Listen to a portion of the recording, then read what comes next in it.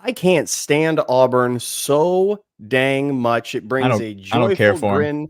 grin to my face when we beat them, which we did. We have lots to talk about why it was so impressive for Georgia. Next, Locked On Bulldogs.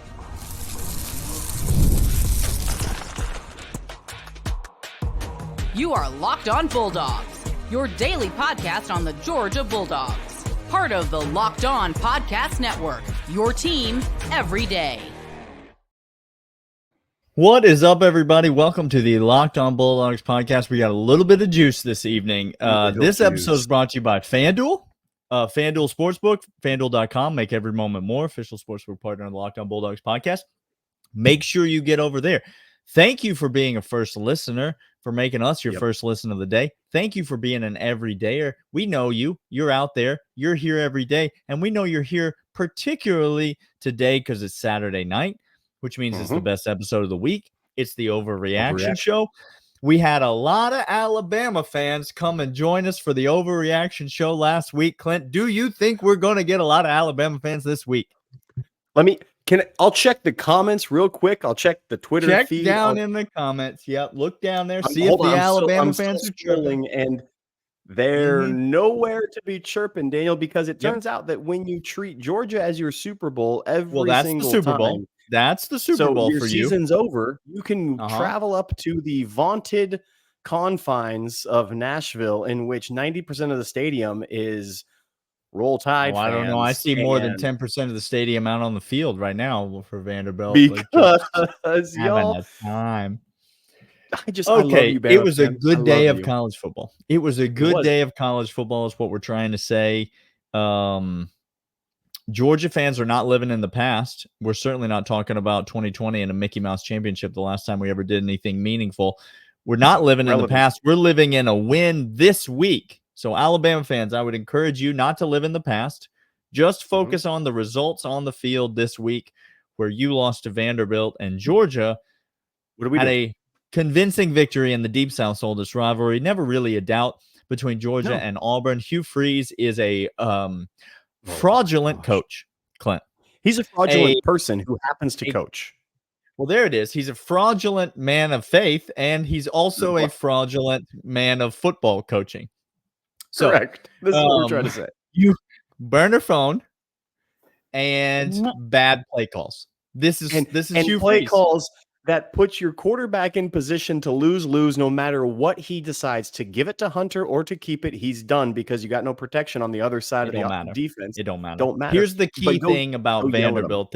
About Vanderbilt. I got Vanderbilt on my brain. Clint, I might talk about him quite a bit tonight. It is my hometown team, after all. Both my teams won today. It was a good day for the Monroe household. This man is just... All right. It's a positive day.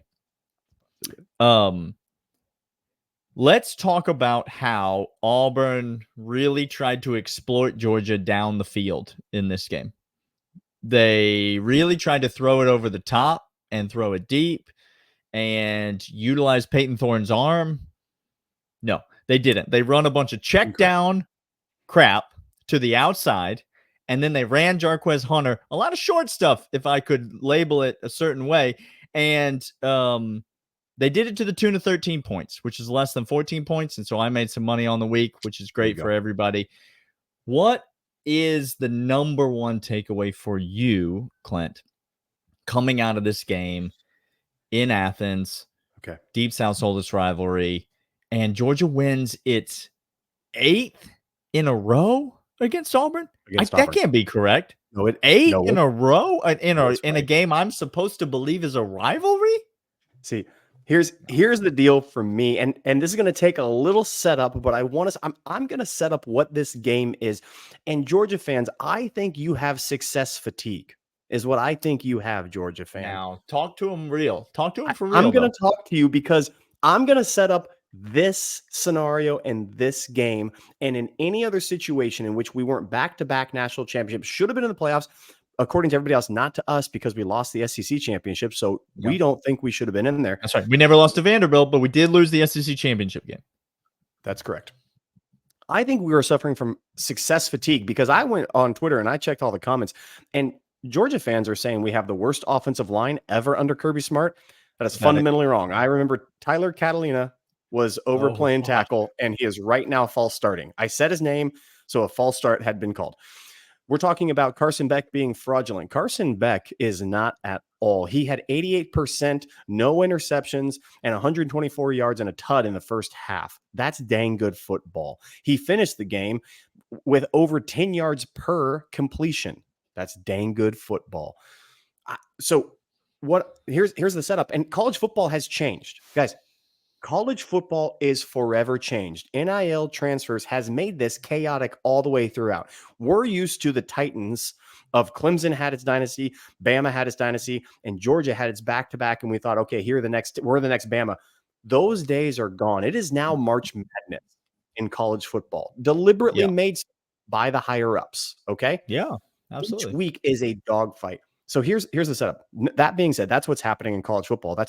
We played a bitter rival that knows us really well with a top 25 defense and one of the most talented running backs and running quarterbacks in the SEC. Those two things are true. We played coming off of a gut-wrenching loss to Alabama. Devastating letdown opportunity. Huge letdown. We've seen other teams completely just defecate the bed after such a thing. I don't remember any teams doing that. Do you remember any teams specifically by name? Just 8 minutes ago, I know one in particular that has. You're saying if you won the Super Bowl, if you won the Super Bowl, who did the Chiefs play last year after they won the Super Bowl? Because they probably would have lost to them as well. Because they're all hung over on their own success, Daniel. Oh, I see. Right. So after you win the Super Bowl, you normally don't have to go to Vanderbilt and play a football game. It's really unfair scheduling. It's really unfair scheduling. Shame on SEC. Shame on you, SEC office, for scheduling Alabama's Super Bowl in week 4 of the regular season. We went toe-to-toe, nearly won, gut-wrenching loss, coming back home, huge letdown opportunity, and we had an efficient offense. We had running backs, Etienne and Frazier come out, play well, offensive line that protected Carson Beck, a defense that showed up against one of the better running attacks, a mistake-free Auburn, that when Auburn does mistake-free with a top 25 defense and a running game, that's a recipe to win in college football. Ask any coach in the nation. They will tell you. It's what Iowa does every single year to possibly make the championship in their conference. Guys, this was a team, an Auburn team that had 0 turnovers last week up until the point in the fourth quarter where they were going to beat Oklahoma, like a top 20 team. Oklahoma, Auburn is going to beat them until they have their first turnover. When Auburn doesn't turn the ball over, I said this on Friday, they're a very good football team. Yeah. But we came out and handled our business, Clint. What does that tell you about this Georgia team? It tells me this Georgia team is the most mentally composed and focused group of any Georgia team we've seen the last 4 or 5 years, probably ever under Kirby Smart. The other teams just came out and said, I'm bigger, faster, stronger than you. I have the best tight end. I have the best college quarterback ever to play. I have the best defense that had 5 first-rounders. I have the most terrorizing cornerback, defensive line, linebackers. We're just going to roll you. This year we don't have that, but this is good news because no one has that. Y'all. What about the best team in college football, Clint? They don't have that, Daniel. What I'm trying to tell you. We don't know who they are yet, so we don't know if they have that. Who's the best team? No one knows. It's March Madness, y'all. Great news for us. We have we have mental composure and the best head coach that we said 2 years ago when NIL happened. I want nobody else besides Kirby Smart at the helm with this new thing. You see his coaching philosophy has changed drastically, Daniel. Drastically. You do. All right, we're going to get more deep into the weeds of this game. Who played well? Who played poorly? What did we like? What did we not like? All of that and more right after these. But first, FanDuel, FanDuel.com. You could have gone over there. You could have taken Daniel's under team total for Auburn. You could have cashed on that. You could have also just messed around and sprinkled a little bit on the money line for Vanderbilt, and you could be vacationing somewhere else besides work. Lord, did anyone sprinkle on the money line? I dare you to prove it. Prove it. Show me that ticket because that'd be fantastic. And maybe you took the points because you thought massive letdown coming for Kalen DeBorzers and the awful, horrible, not good for anything Crimson Tide. Yes, I can say that. And yes, you can say, well, we beat you. We'll see you again. You could have done all of that over at FanDuel.com. FanDuel.com. Well, we won't. That's probably That's more the likely problem true. is we might not. We might not. Yeah. Right now, you place a $200 bet and you get you get $5 bet. No, Time, you only place $5. the $5 bet. You get 200 in bonus bets automatically to your account. It's fantastic. It's the official Locked On Bulldogs and Locked On Podcast Sportsbook. Every single time we do Locks episode, every single time Daniel and I make bets, we do it over at FanDuel. FanDuel.com. Make every moment more. Can Daniel, I just get out in front of this and say, if you're one of the people who would like us to please get to the point, this episode's not for you. This is the okay? overreaction. Listen, Come back Monday. I'm going to tell you, come back Monday. We will get to the point on Monday. Of course we will. But today is not about that. Today is about overreaction. I just watched Georgia crush a team that I cannot stand. Hate. In Auburn. And a coach in Hugh Freeze that I clearly feel some very strong feelings about. We have very little respect for the man. Very little respect for burner phones used to solicit certain activities. That's the kindest I can put it. And then I watched Vanderbilt beat Alabama. We're full of ourselves right now, and we apologize for nothing. Okay, I apologize for nothing. So if you want me to get to my point, in fact, I apologize not even for having the correct background up, but now the correct background is up. There you go.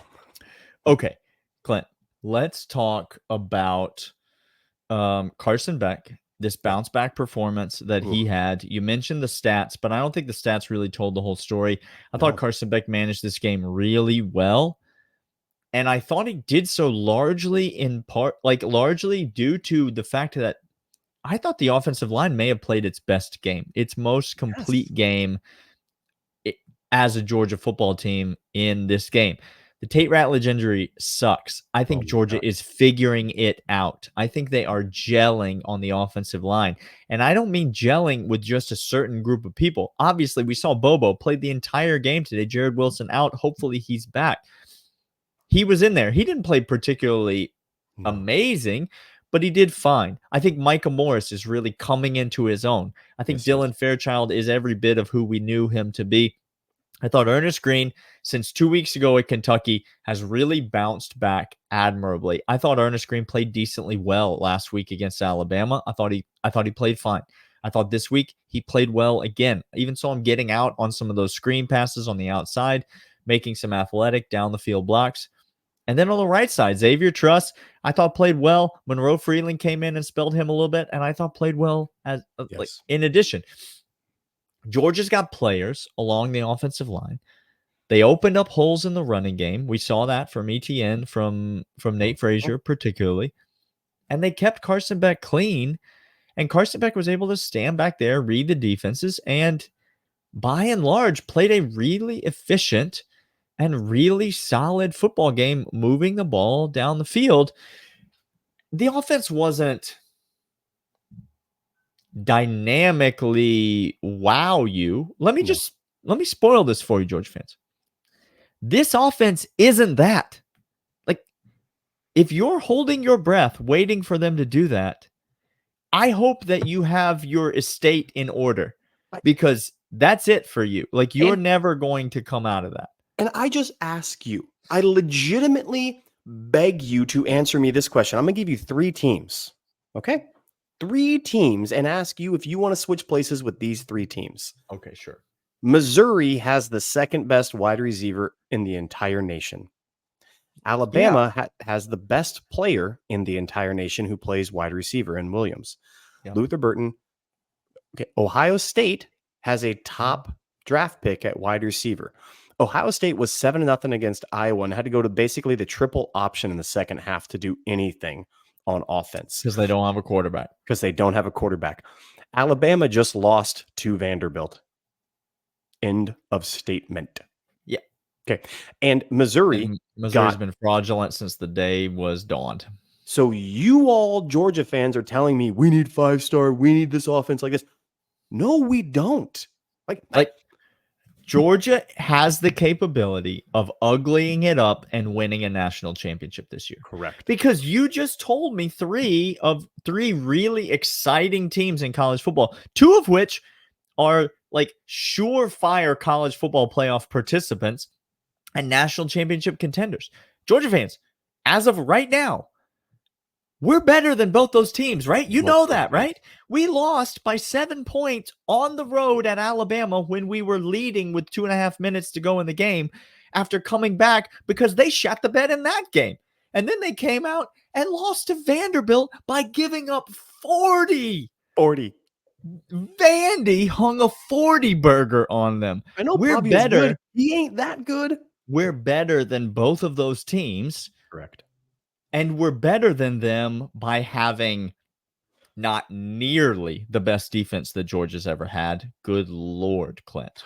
By the way, I have an answer for that. I'm going to get to that here in a second. And not nearly the most explosive, dynamic offense that Georgia has had. This is just not who this Georgia team is. But they moved the ball. They were efficient. They picked Auburn apart. They surgically marched it down the field. And, Clint, they converted in the red zone when they needed to. They punched it in to the end zone. Late field goal by Peyton Woodring just to tack on, just to defecate in Hugh's face. But other than that, Georgia put the ball in the end zone, which was a welcome sight to see because if Georgia's efficient offensively and they move the ball down the field, Georgia's going to, that's how Georgia's going to beat teams. And as a Georgia fan, you said success fatigue at the beginning of the show. I think it's the perfect term. You got to be okay with this. Have to come to terms with it now. You got to accept it. This Georgia team isn't as good as last year's team, the year before's team, the year before's team. They're not as good. They are not as physically good as those teams are. Not on offense, not on defense. Nope. I mean, they might be better defensively than last year's team, but they're certainly not even near 2 years ago and 3 years ago's teams for Georgia. No. They're not better. Nope. But they do have it between the ears, as you mentioned in segment 1. And look at the rest of college football. The rest of college football is losing their minds. Listen, we're going to see 2 weeks against Texas. We're going to see what that matchup is like. There's another team that Georgia goes toe-to-toe with. We're going to see at the end of the season against Tennessee what that matchup is like. After Tennessee takes a big fat L to Alabama, you better just go ahead and take it to the bank. Come back that week and ask us what point side we're on that one. You had better take it to the bank. Hold on, Daniel. It would have to mean also that Tennessee was putting it on another team this week. Tennessee is catching an L against Alabama. Period. We're going to come back. I'm going to tell you the answer to the defensive side because I think the talent is there. There's one huge, glaring, absolute, everybody sees it, including Kirby Smart, who said so after the presser of this game. We're going to talk about that as well as some guys that are just dead to us. And there's no nicer way to say that. So, after these. But these are Gametime, gametime.co, the website and the app, gametime.co. Go to right now. Every single time Daniel and I travel to games, every time we want to go see the Bulldogs, every time we want to see a concert or a show or anything else, we go to gametime.co, Gametime app, because they're fast, they're great. You have to have this toggle that's all in pricing. But if you have that feature toggled on, you get to see the ticket price before you get to the checkout, before you start guessing through 4 different I agree. And then all of a sudden the price is doubled. Don't do that. You don't like that. You don't want that. I hate that. I don't want that. Gametime.co takes that out of it, puts you right in contact with the price. It lets you have views from the seats right in the app. You get to see that. And it has flash deals. Get through all the fluff. Go to right to what you know. Gametime.co. Download the Gametime app today. Use promo code LOCKEDONCollege for $20 off your first purchase. Terms apply. That's again. Download the Gametime app. Go to gametime.co. Download and purchase using Locked On College for $20 off your first purchase. Terms apply. All right, Clint. So you said we talked about the offensive side of the ball. Georgia's not explosive, but they are efficient. You're just going to have to come to terms with that. Let's move over to the defensive side of the ball, where again, Georgia does not have 5 first-round draft picks on this defense. Nope. Period. Georgia does not have Jalen Carter, the most dominant defensive player in college football on this defense, period. So who is the Georgia defense this year? What are we supposed to make of this unit who plays really good at times? At times, they play really good. And also looks really bad other times, Clint. Here's the answer to this. So really quick, finish up the offense. Third down red zone efficiency. If we have third down conversion rate over 50% and we have a red zone conversion because rate. we're on third and short this game. I mean, all game we're efficiently just churning the chains. Do you see the game plan? We can't be stopped offensively if those two stats are there. I'm telling you. Okay. That was evident in this game. On defensive side of the ball, Daniel, if I were to take 3 plays in this game, and there are 3 plays in particular that I'm thinking about. Okay, take them. Janelle Aguero comes up and outside run to the right side, touchdown, and just gets absolutely ridden like a rented mule. He decides he would like to audition to be Jarquez Hunter's cape. Correct. That's who he wants to be in his life. I think Dracula is a cool looking dude. I want to be his wingman by being his cape and just. Yep. Okay. Go low on the big hoss because Janelle, this just in, you ain't it, brother. Like you ain't it. And I don't know who needs to tell you that. Okay. Secondly, Dan Jackson fills apparently. I would love nothing more than sit down in film room with him and just have the opportunity. Kirby, you need a dude, let me know. Dan Jackson played very well in this game, except for a couple plays in which he filled the alley. First, he guessed inside, he went outside. Next, he guessed outside, he went inside and blew that. But on those plays, there were opportunities for tackles. Daniel Kirby Smart said after the presser that tackling is the worst it's been at Georgia in a long time. And he thinks actually not just at Georgia, but across the entire sport, including NFL. He watched missed tackle. I know. So let's just focus on Georgia. We have Mississippi State, Texas by Florida. Next 4 weeks right there. Okay. Texas is going to be interesting. By the way, Texas is not a imposing physical team like Auburn with the running game and like Alabama is. They're not at all, guys. Please don't at me. Steve Sarkisian doesn't want that type of team. They don't have that type of team. Yeah, you're right. They're a bomb it downfield, down the sideline like Alabama did to us all night long. We'll get to the people who are dead to us, Daniel, and we're going to talk about that. Yes, sir. But Kirby Smart knows if tackling gets added to this defense, was so bad. It was so bad. It's the end of if we clean up 50% of the tackles. I'm not talking all of them. I'm not talking. If we clean up 50%, Daniel, this game is maybe 6 points for Auburn. Yeah. Maybe. The problem is, Clint, that like I hear that and I accept it and I receive it. But we've seen it week in and week out and we've seen it week after week after week after week. It ain't the first time you heard me talk about it. I've been talking about it all year. I know. This defense is, you say it's a technique thing. That's fine. Or they're soft. Okay. Like there are two different options for the diagnosis of this disease. Okay? Yes. It could be a technique problem. Yes, it could be. It could be a tissue problem, like just a softness. It could be epidemic. And if it's that, you can't just turn that around. Like you can't. You cannot teach Dalen Everett to not be soft. Okay. Then let's transition, shall we? Because I think it's a technique thing. Because there are guys who I saw miss out on a couple of tackles that normally don't. I think Malachi Starks could get better technique and tackle better. I think guys on the defensive line, I think linebackers, I saw Raylan chase down, but Raylan had a couple of CJ. Guys can get the technique. They're not soft. There are a couple guys who are soft on this defense, and I want nothing to do with them. And that is number one, enemy of the state of Locked On Bulldogs, number 1, number 6, Dalen Everett. What are you doing on the field? And it ain't coverage this year, Dalen. Like last year, we were all over you because of the busted coverages. Correct. I thought he's been fine in coverage this year. I think he's been actually probably above average in coverage this year. In the back pedal? He's been good. He's fine in the back pedal. Fine. That kid takes a block.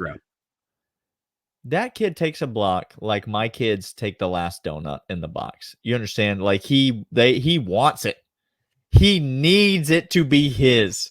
And there's a difference between going for contact of a block or rather choosing to be blocked and wanting to be blocked. He receives being blocked like some bishop is blessing him from the stage. Like that's what Dalen Everett is doing when a wide receiver comes on him. He's going up for Holy Communion, Clint. Like, what are we even doing? He's a moth to the flame, and he just He's can't got the help it. wafer in the air. This guy, Oh man, he is soft as soft gets out. He doesn't want to tackle. He doesn't want to fight through anything. If he is on the outside and anybody stands in front of him, he just thinks that it's illegal for him to fight through contact, apparently. yeah. He is, all he cares about is coverage. And if I know saw Kirby the same Smart, thing from Jonelle too, though. same thing from Janelle. Janelle is soft. Everett is soft. Harris is not soft. Julian Humphreys, not soft. Ellis Robinson, last time I saw him on the field, not soft as well. Yeah, you ain't gonna see him on the field, apparently. I don't know. Apparently. But it gives me hope that we saw Frazier on the field after it was clear as day that Branson couldn't run for beans. Just Branson ain't it, guys. Branson is not 100%. Whatever it is, I don't care what it is. I'm just here to tell you the facts. Branson doesn't have it. It ain't Justin there. be tweeting. I don't need to see anymore. Justin B. Tweeting's happy. Frazier is the second best, and yes, I said second best running back on this team. Yeah, and God, do we miss Roderick Robinson right now? Oh my gosh, we miss him. I miss Roderick Robinson so bad right now. By the way, Frazier, that there was one play to the outside. He bounced. It was in the fourth quarter. Yeah. I know Georgia fans are going to hate me saying this, but for a split second, if I squinted my eyes together, gosh, that looked like Todd Gurley. That looked like Todd Gurley busting on that outside so much. It was so pretty. He's over there. That was one guy on the defensive side. The second guy on the defensive side that I have no business seeing, and I refuse. Here we go. It's the same play. It's Groundhog Day for all of those old people that know Groundhog Day, the movie. Waking up and it's the same thing. Chaz Chambliss does not know how to set an edge to save his freaking life. He knows how to scoot down with left foot in front of him, slide down Silver Surfer, and put a shoulder into an oncoming blocker. And then he thinks his job is done. It's over. But you have to tackle the ball carrier next. That's what you have to do. That's setting the edge. You have to tackle the ball carrier. Jalen knows how to set the edge because he fights through the block to the ball carrier to the quarterback. Damon Wilson? Sure. Why do we not have the players to replace these guys? This is my question to you. If you don't like what is happening with Chaz Chambliss, if you don't like what's happening with Dan Jackson, if you don't like what's happening with Jonelle Aguero or Dalen Everett, why are the players not here to replace them? That's the question we should be asking. It is frustrating beyond belief. This defense is still good. Pretty dang good. But they are so maddeningly insufficient in certain areas, in certain spots. I don't doubt what you're saying at all. I have question marks still. They're in pencil still, not pen. There's a couple things, question marks. Jonelle Aguero does not. He's not. That's in pen for me, 100%. But Chaz Chambliss is in pen. But I see Chaz starting to get rotated out. Truth be told, I saw Aguero be rotated out. I saw Kirby second half make some decisions. Sure. That I hope continue. For the love, continue. I know. Georgia got Mississippi State this week. Again, another game. Georgia should win comfortably. I expect them to win comfortably. Georgia's not a team that loses to teams like Vanderbilt. They just don't do that. They don't lose to garbage can teams like Vanderbilt because they're not a pathetic, blew their load against Georgia type of football team like Alabama is. So I expect Georgia to win next week against Mississippi State. And then we go on the road against Texas. Another really big test for the Georgia Bulldogs in a game that don't look now. Yep. If Georgia wins, they might be the number one team in the country again. There it is. With one loss. Because you really going to rank? I mean, we'll see what happens with Ohio State and Oregon next week. Okay? So the winner of Ohio State and Oregon, probably will be one. They'll be one. But if Georgia beats Texas in 2 weeks, they will be number two. They will be number two, 100%. He's Clint. I'm Daniel. We'll be back all week next week, and we will get to the point on the Locked On Bulldogs podcast. And so stay tuned. Come back and join us, and we will see you guys next time. He's going up for communion, Clint.